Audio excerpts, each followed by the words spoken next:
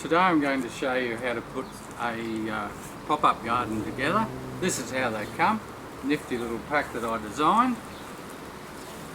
And when you unpack it, it's best to do on a table. You've got the 4 sheets.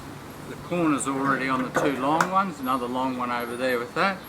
You've got the clips to put the liner on, nuts, bolts, cap, dipstick, of course the instructions with photos, pervious liner that goes on top of the wood chip, and the elephant's trunk, the hose where we fill the reservoir. So I'm just going to show you how easy it is to slip a couple together. I won't bore you with doing the whole lot.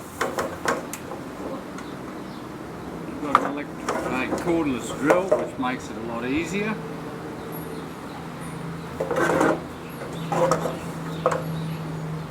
If there's 2 of you, obviously it's probably a lot better with the first one you do.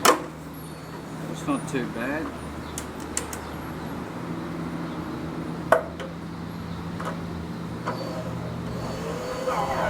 And just screw them in like that. You see that you don't need a spanner on this side, so long as it's finger tight, it's fine.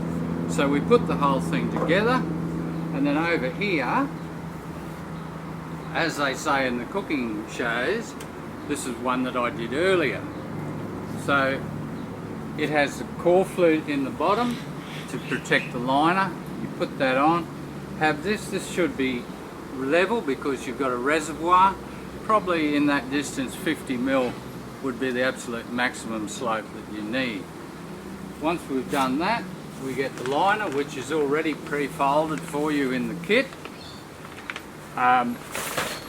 Put the liner in there, fold it out,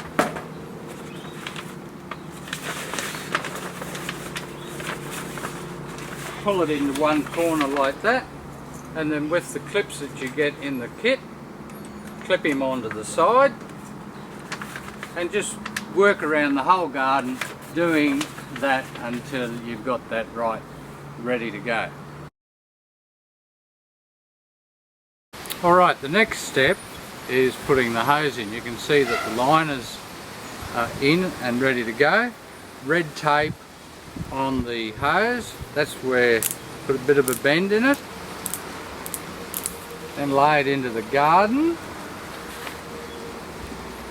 You'll notice that I'm using a Phillips bit on a cordless drill. Plenty of my customers put them in with screwdrivers. In fact, Elaine did 3 of the big ones with a screwdriver and she was happy. So this does make it a little bit easier. So it's pre-drilled, the side's pre-drilled.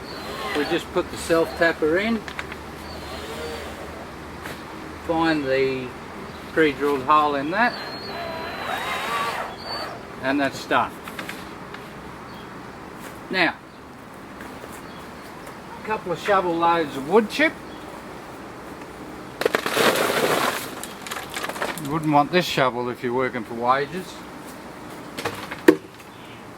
Just happen to have 2 of them. Put in a couple of shovel loads like that to start with. And the idea of this is to get the hose nice and close to the side. You can see I've done that, packed the wood chip around it, and that's so that the dipstick works properly. Now you'll notice that that wood chip is not clean. This is because this little job's a bit of research and development, and that wood chip's actually 2 years old. I've dug it out of another garden. It only takes about an hour to dismantle one of these gardens, and a lot of people that are in rental positions buy one of these because they can take it with them.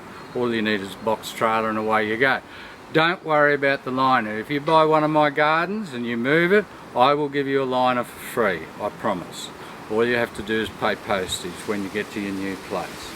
Okay. Right, so the little bush princess has finished shoveling wood chip in. What we do is we've got to work that to 220 mil from the top with the water. The water makes it settle. It's 1/3 of a metre, that's what it's designed to take, 1/3 of a cubic metre. And you have to work around it with your hand. You might like to put gloves on, bashing it down with your hand until it's nice and solid with the water. To check the 220, you'll probably use a tape. I do so many that I've got a stick with a level on it. It's nice, it looks like it's around 220, that's good. Stanley at the 220 mark, cut your nick. Now what that's for is so that in wet weather, the first amount of rain fills your tank for nothing, your reservoir, but any excess drains off. So these gardens actually work better than a conventional garden in wet weather, which is good. Sometimes it rains in Toowoomba. So now we have a pervious mat to separate the soil from the wood chip.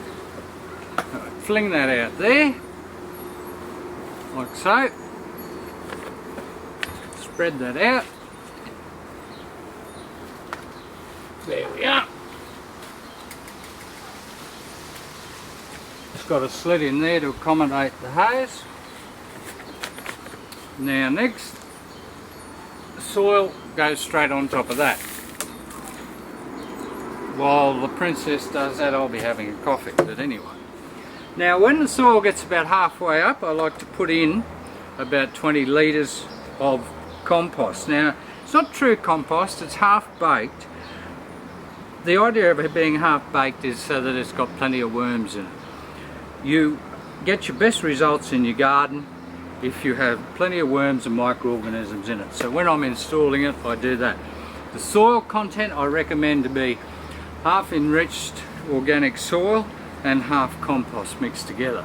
That seems to work the best for me in the installations of the gardens.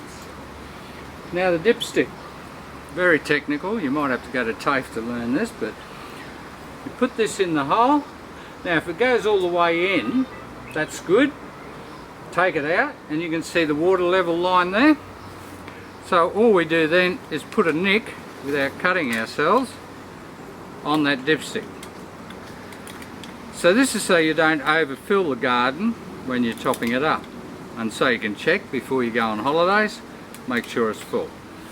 So you want to check the water level, put it in there, pull it out. If it's got water anywhere on the dipstick, I wouldn't worry too much because the garden will work fine. It doesn't have to be full for the garden to work.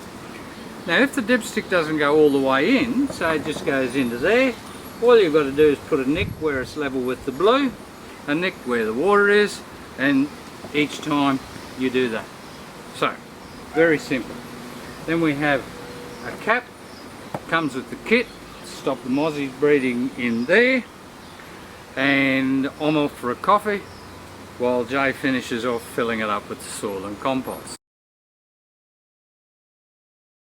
Beautiful soil mixed with compost. Your plants and your health is only as good as your soil you put in. Now I've left a little bit of this to show you using a Stanley knife or a sharp knife. When you get to about that level that I've left there, just trim the plastic with the Stanley knife. Alright? And then as you can see I've done with the rest, just push that up. Now I always do mine a couple of centimetres above the sides. This is because these gardens, any above ground garden, will drop over time. Not a bad thing, because when you harvest you should be putting a little bit of organic matter, compost, back into your garden. I've never had to replace the soil in a garden, but I do like to keep that organic matter up to it, around 20%. Now this is a garden that I did yesterday. It's twice the size of the one that I've been showing you how to construct, and it's only $100 extra, so it's a pretty good deal. I think it's well worth it.